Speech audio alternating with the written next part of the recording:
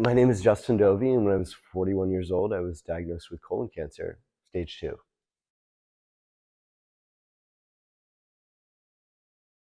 I was experiencing some discomfort in my middle right abdomen, and it was unusual to kind of like have a sense of my body and what's normal, what's not. So I contacted my primary care doctor, and he sent me for a CT because it was on the right side, and that's sort of where all the stuff you have to be concerned with is organ-wise. He sent me for the CT, and so there's inflammation in my colon and an enlarged lymph node. And so before putting me on an antibiotic, he sent me to have blood work done, and I was anemic. And that didn't like, it wasn't something that he was concerned about. It was something he was going to address later, I guess, or we were going to address later. So he just put me on this course of antibiotics. I did that, and the discomfort, it didn't disappear. So I went back, and he referred me to a GI doctor, and my gastroenterologist, after doing the workup, had me in for a colonoscopy within a week. I had no idea that the the symptom of being anemic had anything to do with colon cancer. So I was none the wiser on that. And so I had the colonoscopy, and she was able to tell me in the recovery room that this was cancer. It was very clear without pathology. It was fine, and it was totally something I could live with. And I worked, and I worked out, and I did everything normally. But it would sort of wake me up in the middle of the night. And for something to wake me up in the middle of the night, I, I just was aware that something wasn't right. And I guess, maybe more in tune with my body. I don't think so. I can only account for my own body. But that's something I hear a lot from people when I tell this story, even family. Like, if that had been me, I wouldn't have thought anything of it. I would never have, gone for care. And I have this reputation in my family for being sort of in any like friend group of being kind of a hypochondriac. So, I mean, I'm just alert and aware, and that's it.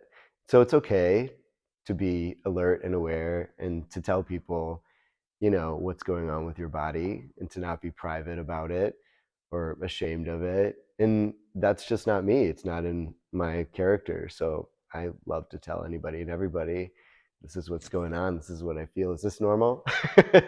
It's like that. And so that has been something that saved my life. Well, it's been one of the factors that helped in, up to this point, saving me. So my father has ulcerative colitis, but it's not bad, and it really is. He's symptomatic when he is experiencing stress. So he hasn't actually had symptoms for a very long time or dealt with that in many years. He's 81, and then I have a brother who really deals with that. He has pretty severe ulcerative colitis. So he's been having colonoscopies since he was 27 years old. This wasn't discussed really in our family at all. And I realized that there is an association with colon cancer and, polyps. Well, honestly, I didn't know that there was as great an association with polyps as I do now. But I didn't realize that, you know, having a history of polyps, period, you know, makes you a very, high risk person for colon cancer. Not at all. Not at all. I have not dealt with any gastrointestinal issues. Nothing. So I didn't have any cause to be concerned, other than this history of ulcerative colitis, which wasn't affecting me. Um, that's it. And it should have been talked about, the fact that polyps, are a part of ulcerative colitis, and polyps, period, are what causes colon cancer. So I want to say that everybody at Eisenhower, from the beginning to now, like, really worked together seamlessly. My primary care, he referred me to a gastroenterologist after the the medication, the antibiotic didn't work. That was a great move. And then Dr. Veda, my gastroenterologist, she immediately scheduled me for a colonoscopy after workup, which was a great move. And I really credit those two with sort of being lifesavers. My surgeon, Dr. Ilias, was incredible, and he ordered things for me earlier on, like the PET scan that allowed for the surgery to take place sooner than later, which was my uh, colectomy. And the mass was a millimeter from exiting my colon, so it grew into the colon wall as opposed to like lengthwise. And so that month that would have gone by between the visit with Dr. Maida's referral and meeting with my oncologist for the first time, that could have been the difference between a stage 2 or in stage 3 or stage 4 even diagnosis. So it was critical. It's a love-hate situation right now. I can be very self-conscious and scared, because a feeling, a pain. Apparently, my body really talks, so that could mean something.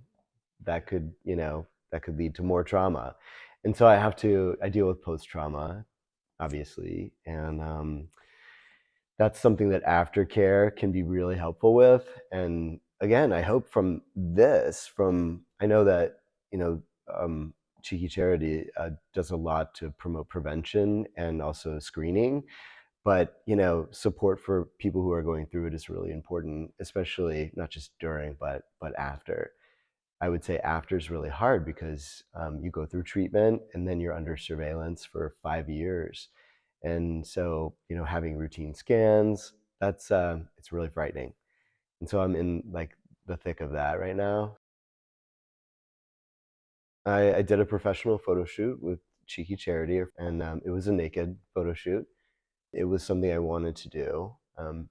It it it's not necessarily uncomfortable because it felt safe, and I just wanted to see something. It's been hard for me to like appreciate my body the same way, and so doing that in a structured way and in a safe way, it allowed me to see myself as a whole, because you do feel less than whole, and I'm working on that, um, and that takes time. But this is one thing you can do, or I've been able to do um, that's allowed me to move towards feeling whole again.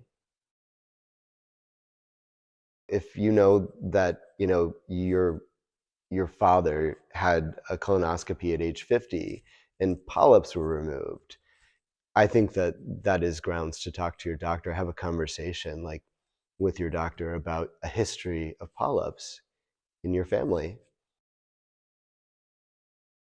I think colonoscopies are amazing, and there's like absolutely nothing to be afraid of. It's preventative, it's not scary, and I can't wait for my next one. And honestly, the drugs are great, and I think maybe just the cleaning out part is probably what is like maybe the least comfortable part of it. But as gay men, we do that all the time. So I think why not do it for prevention of a very serious condition, um, and save your life.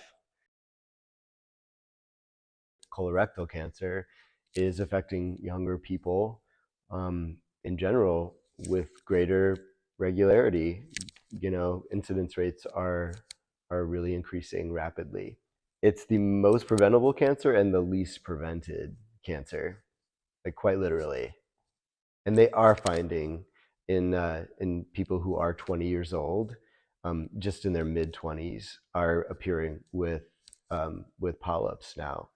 If a nurse is working with me, they several have acknowledged that they're shocked. They've been shocked by how young individuals with polyps are appearing.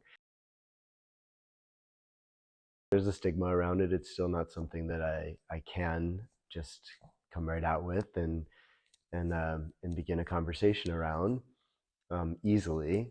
I think that Cheeky Charity gave me a platform to, in a safe space, to to not just talk about it, but to explore it more, and to understand like how I might be able to give, you know, my story so that others can, have a better chance of being proactive and taking care of themselves and ensuring that they don't develop